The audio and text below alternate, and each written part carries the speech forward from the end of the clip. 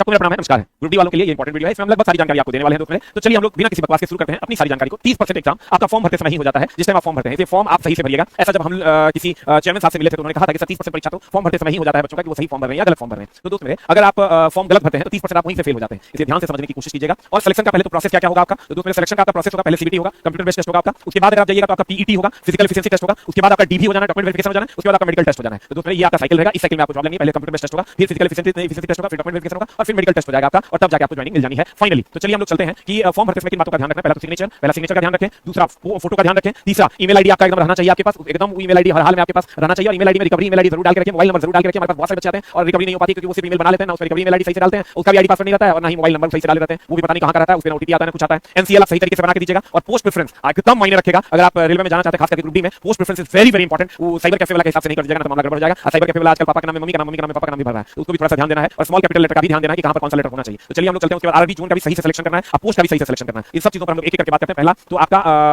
Photo कैसा होना चाहिए। तो फोटो जो आप देते हैं दोस्तों एकदम क्लियर लिखा हुआ, या तो बैकग्राउंड व्हाइट होना चाहिए या लाइट कलर का बैकग्राउंड होना चाहिए। एक बात, बैकग्राउंड जो आपका होगा या तो व्हाइट ना तो लाइट कलर का।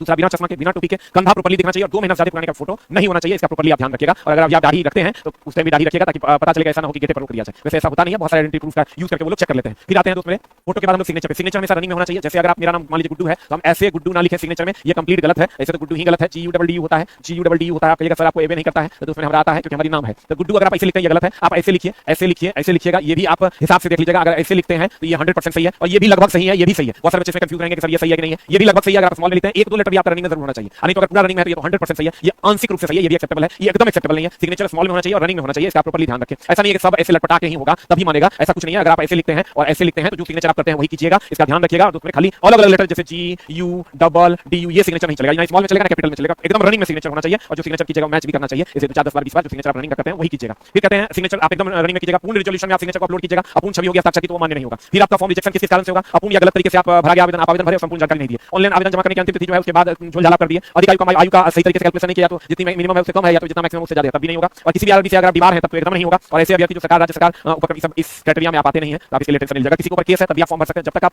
गिल्टी साबित नहीं हो जाते, जब तक आप दोषी साबित नहीं हो जाते, तब तक आप किसी भी सरकारी संस्था से फॉर्म भर सकते हैं। इसका ध्यान रखिएगा। मेडिकल स्टैंडर्ड की अगर बात करें तो मेडिकल स्टैंडर्ड नहीं, बोर्ड का सिलेक्शन कैसे करना है। तो आपका मेडिकल स्टैंडर्ड क्या है, जैसे कलर ब्लाइंडनेस है तो B2C1 मेडिकल होगा आपका। B2C1 मेडिकल अगर आपका होगा तो आप देख लीजिए बढ़िया से कि वो पोस्ट कहां पर है, उसी हिसाब से आप भरिए। अब बाकी जो जनरल बच्चे हैं आप कलर ब्लाइंडनेस टेस्ट जरूर करवा लीजिए। कलर ब्लाइंडनेस किसी को पता नहीं चलता कलर ब्लाइंडनेस है कि नहीं है, तो कलर ब्लाइंडनेस टेस्ट एक बार जरूर करवा लीजिएगा। आपको लगता है मेरी आंखें अच्छी है लेकिन निकल जाता है कलर ब्लाइंडनेस। पोस्ट प्रेफरेंस आप अगर नहीं देते B2C1 मेडिकल वाला जो, अगर आपको कलर ब्लाइंडनेस है B2C1 को सबसे ऊपर रखिए, बाकी को नीचे रखिए। और नहीं है तो आप जिसको मन करता है उसको ऊपर रखिए, नीचे रखिए, कोई दिक्कत नहीं। नंबर, आप देखो बोर्ड का सिलेक्शन डिपेंड करता है आपका मेडिकल स्टैंडर्ड क्या है, नंबर ऑफ वैकेंसीज क्या है, नंबर ऑफ वैकेंसीज उस बोर्ड में क्या है। उसके बाद उसमें प्रीवियस ईयर का कट ऑफ क्या था, नंबर ऑफ वैकेंसीज उसमें कितनी है, ये दोनों चीजें आपकी मायने रखती है। उसके बाद अगर हम आते हैं कि आपका तैयारी किस लेवल का है, उसी हिसाब से बोर्ड सेलेक्ट कीजिएगा। हम तो कहेंगे बिहार उत्तर प्रदेश का बोर्ड सेलेक्ट नहीं कीजिएगा अगर आपकी तैयारी कमजोर है तो। अगर आप बीच में है तो बिहार उत्तर प्रदेश के अगल बगल का भरिए। अगर आपकी तैयारी बहुत हाई फाई है तो बिहार उत्तर प्रदेश भरिए। आपकी तैयारी एकदम कम है तो बिहार यूपी से जितना दूर जा सकते हैं उतना दूर चले जाइए, आपका काम हो जाएगा। दोस्तों फिर हम चलते हैं, अगर हम आगे बढ़ते हैं तो आगे क्या मामला हो सकता है, ध्यान से देखिएगा। हम इसमें लगभग आपको सारी जानकारी देने वाले हैं। पोस्ट का जो प्रेफरेंस है वो आपको कैसे भरना है, पोस्ट प्रेफरेंस का हमने बना दिया है। जो हमारे प्यारे छात्र आरआरबी में है उसके द्वारा जो पोस्ट प्रेफरेंस दिया गया है वो कुछ इस तरह है। दोस्तों पोस्ट प्रेफरेंस की अगर बात करें तो पोस्ट प्रेफरेंस आपका इस तरीके से होना चाहिए, इसको ध्यान से देख लो और इसी ऑर्डर में आप पोस्ट प्रेफरेंस भर देना। पहला जो पोस्ट का आपका प्रेफरेंस होगा दोस्तों, पहला जो पोस्ट का प्रेफरेंस होगा आपका,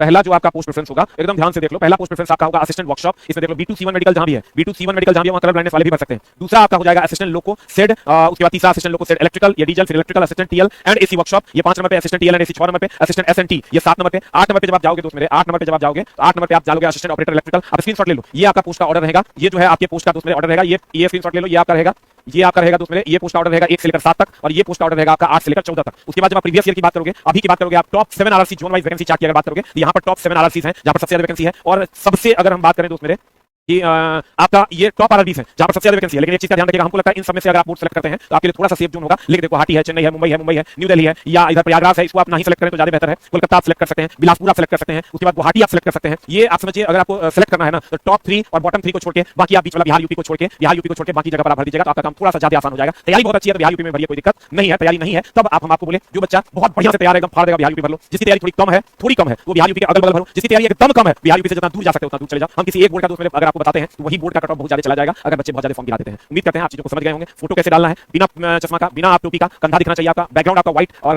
लाइट कलर में हो चलेगा, सिग्नेचर रनिंग में होना चाहिए और बाकी एनसीएल आप ठीक से बना के जिस डेट से मांग रहा है उस डेट से आप जमा कर दीजिएगा। अगर आप कलर ब्लाइंडनेस वाले हैं तो B2C1 मेडिकल की अगर बात करें तो उस पोस्ट प्रेफरेंस को सबसे ऊपर रखिएगा, बाकी पोस्ट प्रेफरेंस जो हम दिए हैं उस हिसाब से भरिएगा, आपका काम अच्छा होगा, नहीं तो जॉब होने के बाद भी पछतावा होगा। उम्मीद करते हैं अगर आप हमसे जुड़कर बहुत जल्द हम एनसीईआरटी ला रहे हैं YouTube के ऊपर, पूरी की पूरी एनसीईआरटी हम लाइन बाय लाइन पढ़ाने वाले हैं बहुत जल्द। क्लास 6 एनसीईआरटी से हम शुरू करने जा रहे हैं और NCERT line by line complete flow chart के माध्यम से, ऑनलाइनर के माध्यम से, ग्राफ के माध्यम से पढ़ाने वाले हैं। वही जो एनसीईआरटी में लिखा हुआ है, वही चैप्टर जो एनसीईआरटी में लिखा हुआ है, एनसीईआरटी बेस्ड ऑन नहीं, एग्जैक्ट एनसीईआरटी पढ़ाने वाले हैं। अगर आप पढ़ना चाहते हैं तो कमेंट सेक्शन में जरूर लिखिएगा। बहुत जल्द आपकी सेवा में उपस्थित है। Thank you very much, love you all, नमस्कार।